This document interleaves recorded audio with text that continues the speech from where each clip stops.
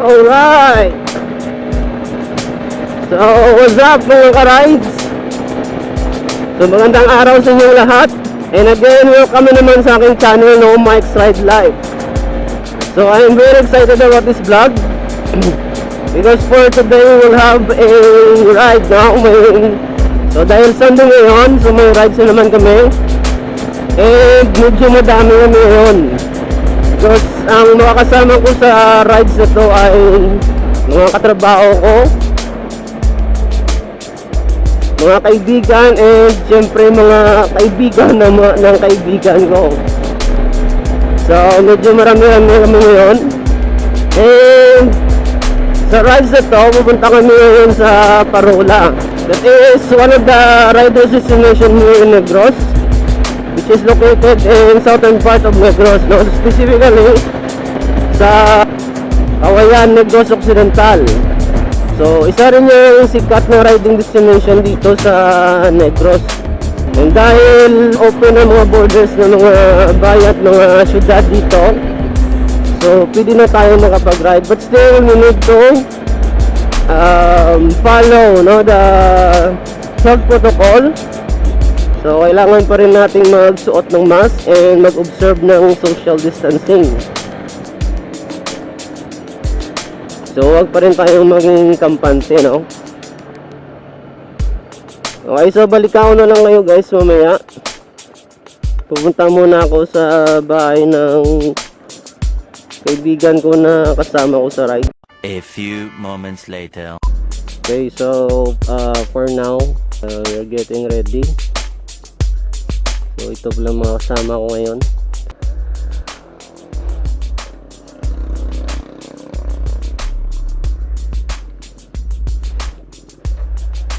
So bali 12 na motor. And ang iba ay may mga OBR.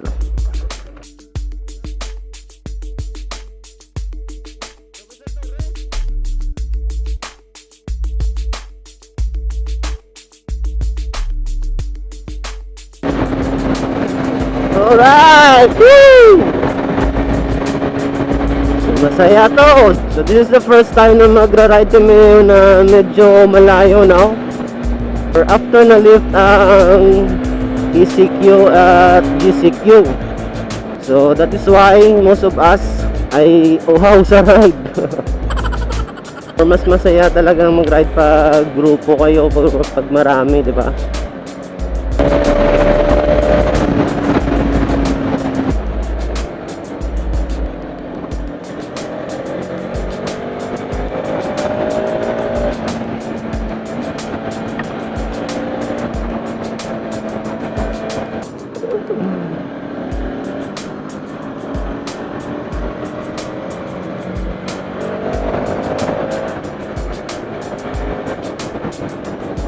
So dito sa road na to medyo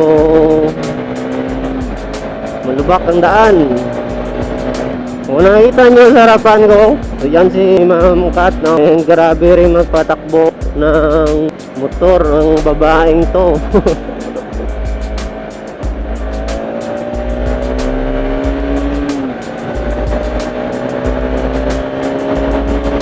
At ang isa pang sa unahan ko, so naka KLX na Supermoto setup, si Sir Erwin.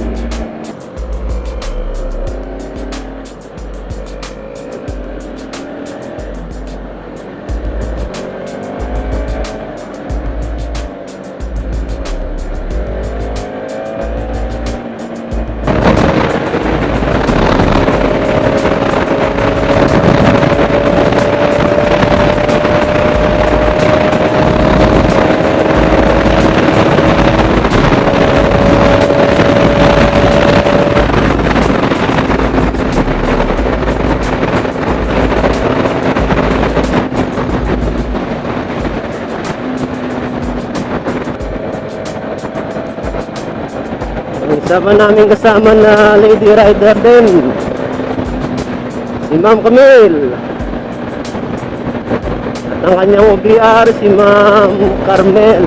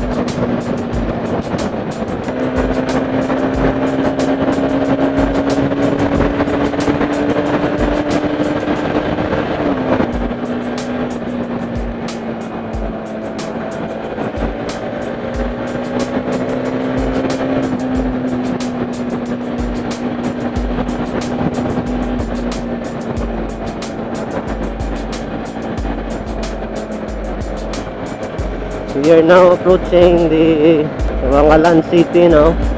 So, medyo malayo-layo pa ang parola.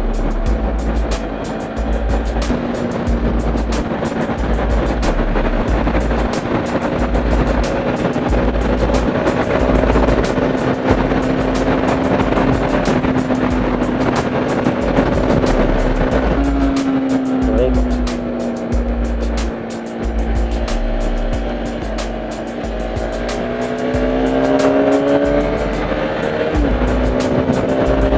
We are now at Kabangalan City.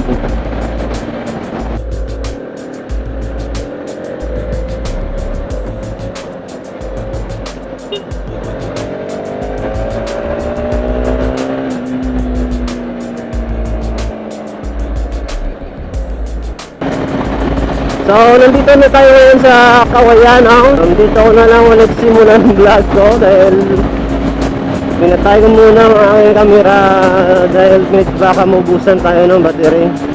Dahil medyo malayo-layo pang pupuntahan natin. So, although nandito na tayo sa Kawayan, but as what I've said, medyo malayo pa ang parola dahil if I'm not mistaken, the Kawayan or the municipality of Kawayan is the longest municipality here in Negros. So, napakahaba ng bayan na to.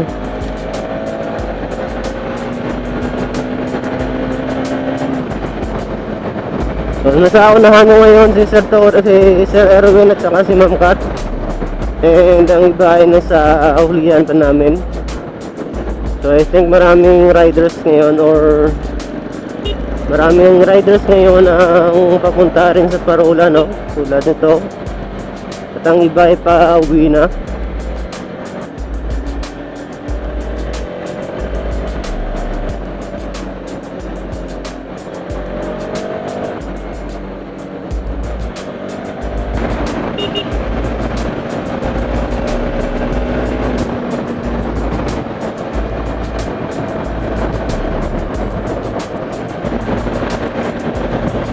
Saya talagang mag-ride, di ba? So I know sa mga kapwa riders ko dyan na naiintindihan nyo ako, no? So ito ang isa sa mga nagpaparelieve ng ating stress, no? Nagpaparelax sa atin, di ba? But for us, ibang saya na nagbibigay ng motor sa atin or sa ating buhay, no? Sa mga riders na kagaya ko. So sinasabi ng iba na nagsusunog lang tayo ng gasolina, nagpapagod lang tayo sa pagmumotor, pero di nila alam na grabe ang fulfillment na nabibigay sa atin ng pagra-ride, diba? At every time na nakasampa tayo sa ating motor at suot-suot natin ng ating helmet, so parang nasa or may sariling mundo na tayo, diba? Kahit anong problema mo ay malilimutan mo kapag nakaangkas ka na sa motor mo, diba?